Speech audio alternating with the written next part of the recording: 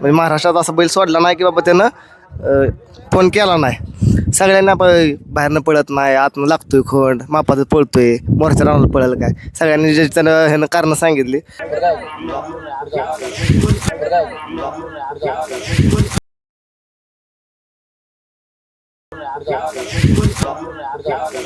ह्या मैदानात आम्हाला गुलाल फक्त कपाळाला लावायचा होता. जी म्हणले ते तुम्हाला जमणार नाही त्यांच्यासाठी करून दावायचं होतं आणि ती बैलांनी केले. आज सुद्धा गावातल्या माणसाने सांगितलं की बाबा ही इथंच पळणार आहे, उन्हाळी सीझन फोन पळणार, त्यानं पेडगावला गट काढून दावा, पाठ थापाटतो नाही, ज्याच्या त्या ह्याच्यावर राहते सगळं. आणि मला फक्त म्हणलं सेमी टाचा लागला. आपला सेमी म्हणजे फायनल होता. 10 गाड्यातल्या 9 गाड्यावरच्या म्हणजे 10तली बैल आहेत सगळे ती. मन मोकळपणा एवढा. आता एवढा मला सांगा 51 लाखाचा बैल कोण देतं का एका शब्द? ते पण दोन्ही खाली आतल्या आतल्या वासराला मी बादशाह मधली पैसे खायचं. आता चालवला एक किस्सा आहे.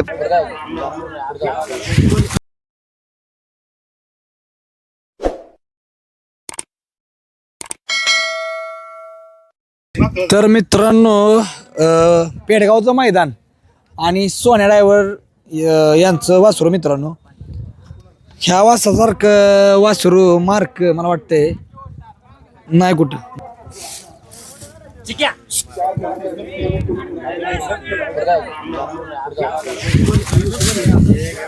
तर मित्रांनो बघा, हे असलं मार्क वासरू आहे.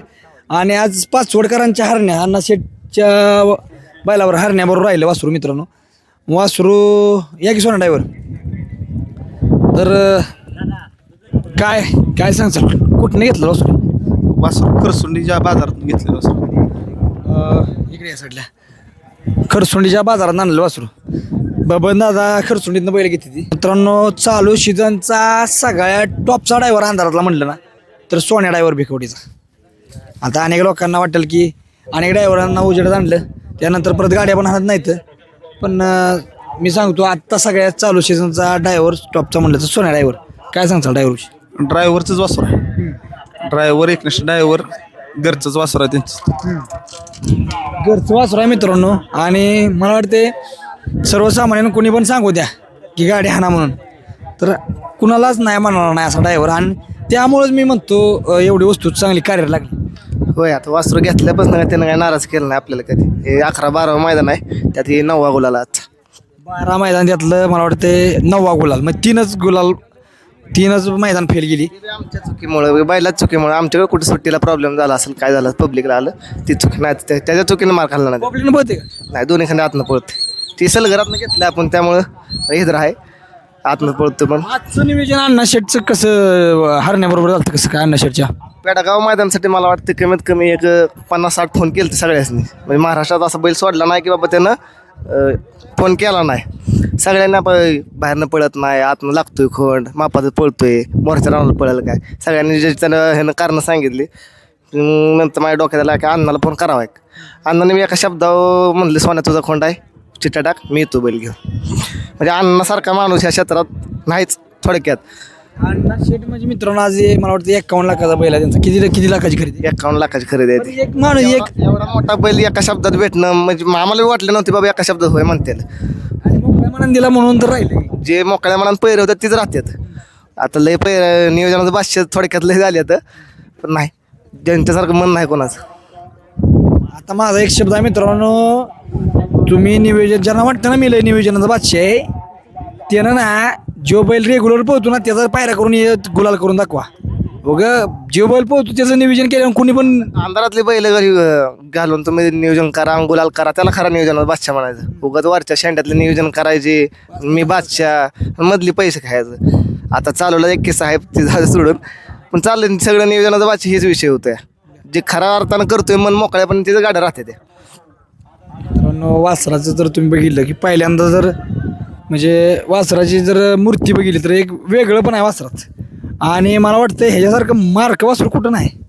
आता ही घरी तर तुम्हाला धरून देतं कसं? घरचे 2-3 सोडले तेवढ्याला धरू देत, बाकी नाही कोणाला जवळ बिळ देत. मार्क काय मारतो.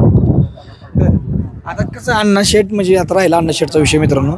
बैलगाडी क्षेत्रातला खरं सांगतो अशी माणसं बैलगाडी क्षेत्रात लय कमी येते. आणि माणूस रॉयल, इतका रॉयल माणूस आहे मित्रांनो की कधी पण अडचणीला कोणी पण फोन करू दे किंवा कुठल्या पण गोष्टी असतात गावात त्यांच्या असू दे किंवा काय, एक नंबर माणूस. माणूस तुम्हाला सांगितलं काय त्या माणसासारखा माणूसच ना क्षेत्रात मन मोकळपणा एवढा. आता एवढा मला सांगा 51 लाखाचा बैल कोण देतं का एक शब्द ते पण दोन्ही खाली आतल्या वासराला. आतल्या वासराला. काय अण्णाशेठचा फोन बिन काय? ना अण्णा आलेत की मैदानात आल्या गट काढला मग अण्णा आलं. अण्णा मला फक्त म्हणलं सेमी टाचा लागला. आपला सेमीमध्येच फायनल होता. 10 गाड्यातल्या 9 गाड्यावरच्या म्हणजे 10तली बैल आहेत सगळी ती. त्यात सेमी काढल्या अण्णा आता वर गेलेत. मित्रांनो लय म्हणजे रॉयल माणूस आहे. पण कसं असतं की अनेक अडचणी किंवा अनेक काय गोष्टी, परंतु आता सध्याला मी म्हणतो की अण्णाशेठ सारखा माणूस नाही. आणि एवढा 51 लाखाचा बैल म्हणला असता म्हणले असते राव 51 लाखाचा बैल आहे, मी ह्याला देणार, ह्या वासराला देणार, त्या वासराला देणार. परंतु त्यांनी विचार करत नाही. एक शब्द म्हणजे त्यांनी बघितलं पण नसेल तुमचं वासरू. नाही अण्णा म्हणजे आपल्या घरातला माणूस आहे. कायम नजर खालीच वासरू आहे त्यांच्या. आणि वासरं काय होतं तर मधले 2-3 मैदान जर मार खात होतं कोण क्वार्टर फायनल राहिलं 3 मैदान. त्यामुळे आमच्या जवळच्या माणसांनी आम्हाला हिनवलं बाबा असं तसं. आज सुद्धा गावातल्या माणसांनी सांगितलं की बाबा ही इथंच पळणार आहे, उन्हाळी सीझन कोण पळणार, त्यानं पेडगावला गट काढून दावा पाठ थापाटतो. नाही ज्याच्या त्या ह्याच्यावर राहते सगळं. गांडीत दमाजी काढणारच कुठं पण मित्रांनो. आता बैलाच्या गांडीत बरं का, माणसाच्या मालकाच्या गांडीत दम असून चालत नाही, बैलाच्या गांडीत दम लागतो 100%. बरं आता ही सगळी टीम आहे तुमची, मागे फिरवतो थोडं. तर ही सगळी टीम आहे किंवा काय सांगते सोना ड्रायव्हर ह्या पोराचा कंटिन्यू. आणि आता तुम्हाला वाटतंय ह्या मैदानात राहणं म्हणजे इथं गट काढणं म्हणजे फायनल घेणं आणि इथं गुलाल करणं म्हणजे 10 मैदानाचा 1 नंबर करणं. 100%. फक्त आमची काय अपेक्षाच नव्हती ह्यात. फक्त ह्या मैदानात आम्हाला गुलाल फक्त कपाळाला लावायचा होता. जी म्हणले ते तुम्हाला जमणार नाही त्यांच्यासाठी करून दावायचं होतं. आणि ती बैलांनी केले. आता कितीपर्यंत वासरू मागितलं आतापर्यंत तुमचं दोन्ही खाणे आता? आपण विषय अजून द्यायचा काढला नाही त्यामुळे किंमत नाही केली त्याची अजून. काय देणार का वासरू का नाही? नाही बघू, विचार नाही अजून तरी भविष्यात होय.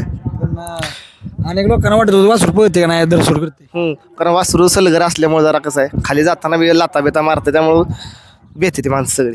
मग आता हे बरोबर आहे का, उभं तर राहतं का सुट्टीला? राहत सुटेल त्यासारखं सुट्टीला जेवढा चळवल तेवढा पुढे येतो शांत उभा राहत सुट्टीला. सुट्टीला चांगला आहे. मग खाव फक्त आजबाजूला त्याला हे नाही पाहिजे, माणसं नाही पाहिजे. माणसं नाही पाहिजे, कालवा नाही पाहिजे. फक्त कालवा झालं की मग उसळवरती मित्र म्हणतो मित्रांनो, सर्जा म्हणजे दिसाय सर्जा नसू द्या, पण त्या लेवलचा खोंड मला वाटते जर तापला तर कोणाला ऐकत नसेल. पहिला फेरा खोंड एका दाव्यावर यायचा खाली. तुम्ही बा आजचं निरीक्षण करा, पहिला फेरा एका दाव्यावर यायचा खोंड काहीच करत नाही. पहिला फेरा पळून खोंड आला की ते बसतच नाही अड्यात कसलाच. दुसऱ्या फेराला तिघं चौघं लंकाळायला लागते ती. आता तिसऱ्या फेराला तिसऱ्या फेराला तुम्ही जाताना बघताला 5-6 जण तर कासऱ्याला लागते ती. 5 कासर लावायला लागते मित्रांनो.